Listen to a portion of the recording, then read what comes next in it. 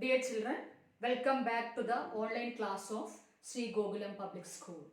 Last class we discussed the chapter employment, determination of employment output and income. Today let us discuss about conditions for equilibrium, that is equilibrium level of national income, also known as principle of effective demand or C plus I approach or Keynesian two-sector model of income determination. What are the two important conditions? First one, aggregate demand is equal to aggregate supply. Second condition, saving is equal to investment. All these are ex ante variables. What do you mean by ex ante variables? Anticipated, desired or planned variables. Theory we can talk like this, equilibrium. But practically, always an economy is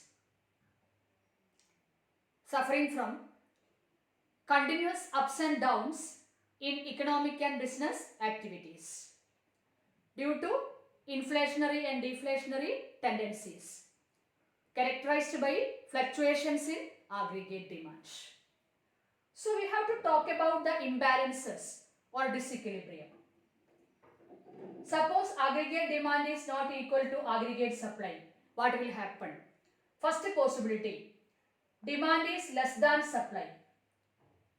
That is deficient demand. Aggregate demand is less than aggregate supply. Situation of deficient demand. Deficiency of demand. Or saving will be greater than investment.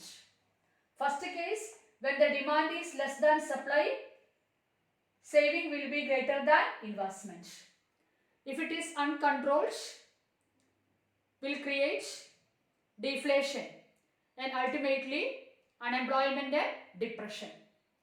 That is low level of economic and business activities. On the other hand, if aggregate demand is greater than aggregate supply, it is known as excess demand. Excess demand. What about saving investment? Saving is less than investment. Remember that demand is more, price is more, employment is more, output is more, income is more. Okay? Saving is greater than investment. Ultimately deflation and depression.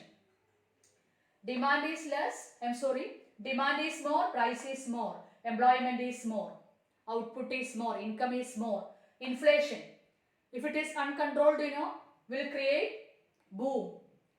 That is high level of economic and business activities. Here, demand is more, excess demand. Saving will be less than investment. All this leads to instabilities or fluctuations in economic and business activities characterized by deficient demand and excess demand. Remember that deficient demand leads to deflation and ultimately business depression. Excess demand will create inflation and ultimately boom. That is high level of economic and business activities. When we study macroeconomics, the core of macroeconomics is income determination and growth plus stability. Whenever imbalances are there, whenever instabilities are there, here we have to talk about the role of a modern welfare government, to stabilize the economy from excess and deficient demand or from inflationary and deflationary tendencies to achieve growth plus stability. When we talk about the role of a government to attain growth plus stability, we have two types of policy measures by the government. Fiscal policy measures and the monetary policy measures. Fiscal policy we study about taxation and public expenditure policy of a government. That is also known as the budgetary policy that we already studied. Next we have to study about monetary policy. Monetary policy is the policy of the central bank of the country. In India, it is the policy of the Reserve Bank of India. So, exam point of view, very important is government's role, the role of fiscal policy measures and the monetary policy measures to achieve growth plus stability. That is, through proper demand management policy, demand management measures or the short-run stabilizing measures, by controlling inflationary and deflationary tendencies, how we can achieve growth plus stability so as to create a desirable level of employment, output and income. That is very important. Next chapter we will study about the monetary policy measures. Okay, remember that the core of macroeconomics is income determination and growth plus stability. Exam point of view, very important topics. Income determination and growth plus stability. Government's role, to stabilize the economy through fiscal and monetary measures or fiscal and monetary tools. As I told you, fiscal policy tools we already studied, and next chapter we will study about the monetary tools, to stabilize our economy from excess demand and deficient demand. Like that the macroeconomics goes, okay, syllabus wise and for the exam point of view also. Now, let us pass on to the last topic in the chapter, multiplier. This is a concept known as investment multiplier put forward by Keynes. Multiplier is symbolically represented by the letter K. Multiplier expresses the relationship between change in income due to change in investment. It shows how many times income increases as a result of an initial increase in investment. Whenever we make an initial investment, definitely income will increase.